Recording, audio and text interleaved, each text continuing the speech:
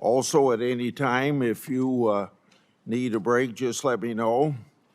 And I think we had a request from your office that take a break, maybe of 5 minutes halfway through the meeting, but if you want other breaks, just let us know. And for all the members, there's a 10-minute round of questioning. And I'm pretty liberal. If you got 5 seconds left in your 10 minutes and you start your question before the 5 seconds run out, I'll let you finish your question, but don't extend it into a 5-minute speech because we got to keep pretty much on time here. So once again, I would welcome everybody to the Judiciary Committee's oversight hearing for the Department of Homeland Security. This hearing comes amid a Democrat-led funding shutdown for the Secret Service, for FEMA, for TSA, and the Coast Guard. These agencies are vital to keeping our country safe.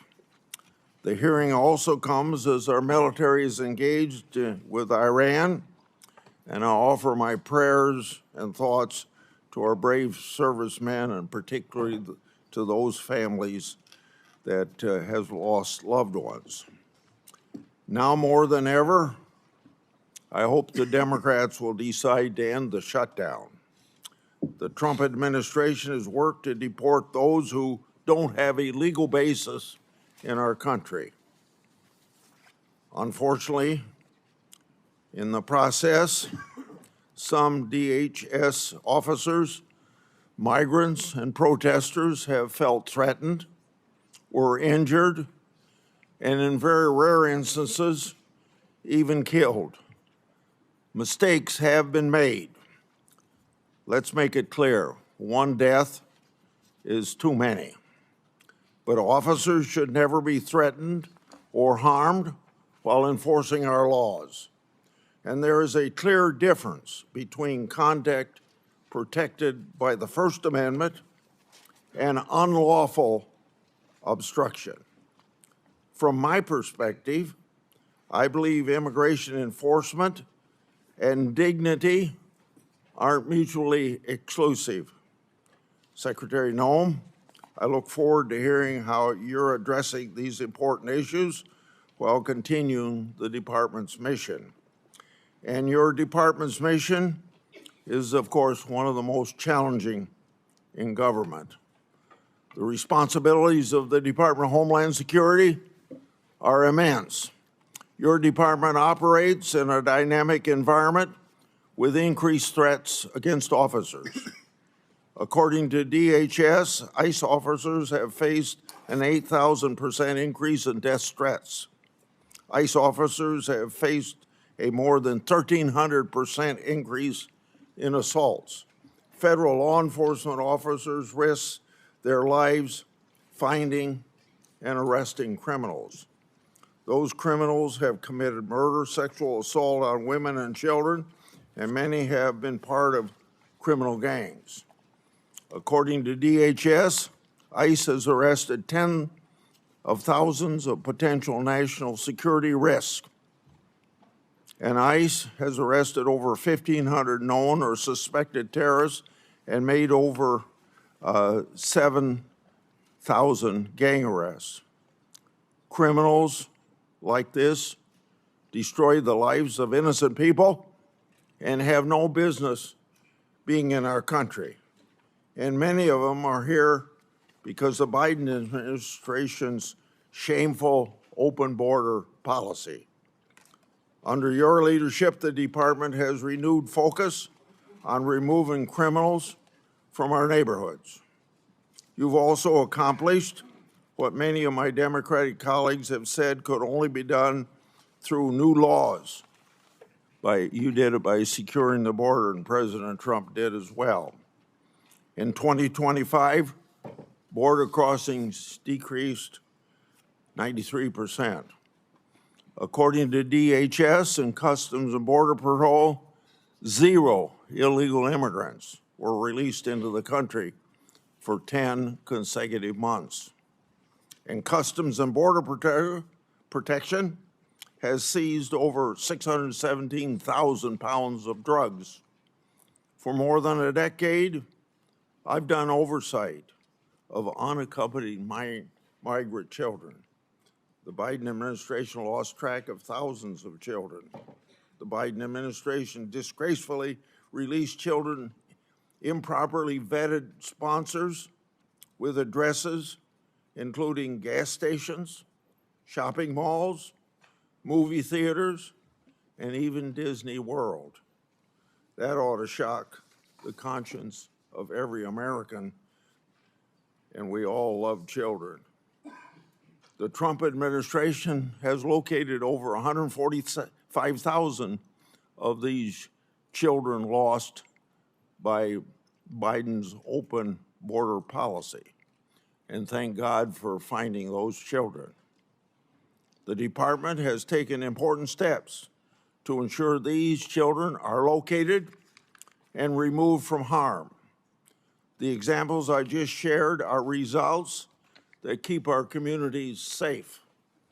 The example, Secretary Noem, you've also been more responsive than your predecessors to a favorite effort of my part, my oversight requests.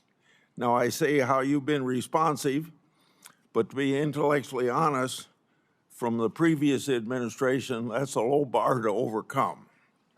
In August last year, you provided updates regarding my longstanding Afghanistan evacuee oversight. Since 2021, I've investigated the Biden administration's failure to vet Afghan evacuees. The Biden administration hid vetting failures from the public, and multiple inspectors general have since confirmed these vetting failures.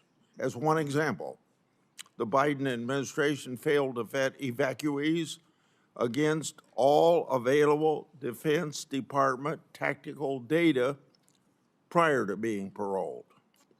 On September the 9th last year, DHS told my office that as of August 12th, 2025, thousands of Operation Allies welcome parolees were potentially national security risks. Records provided by DHS also show the Biden State Department recommended a special immigration visa to Afghan nationals charged with shooting 2 National Guardsmen here in Washington, D.C. According to the Biden State Department, at that time, the terrorist, quote, poses no threat to national security, end of quote. The Biden administration's failure to put this country at risk. Yet, my Democratic colleagues keep trying to ignore that historical fact. You all know I'm a strong supporter of inspectors generals and oversight.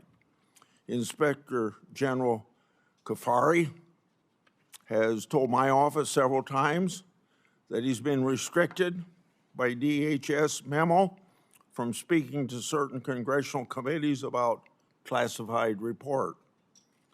That report is about covert testing of the Transportation Security Administration checkpoint security screening.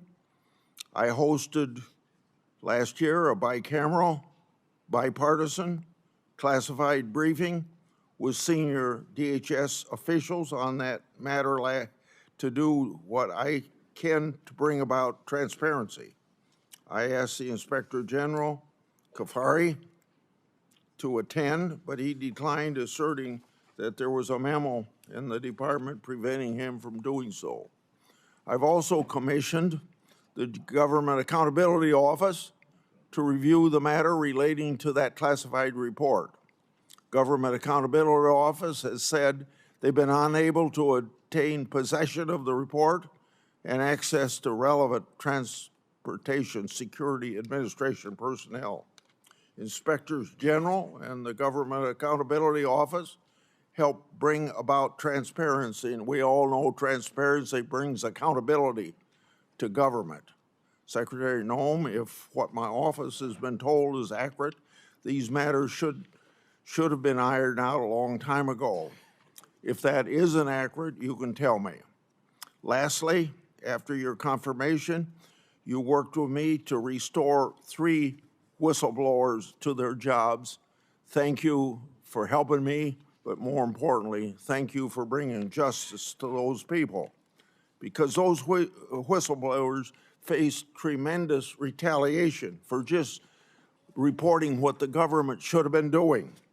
They blew the whistle on the government's failure to comply with DNA Fingerprint Act of 2005.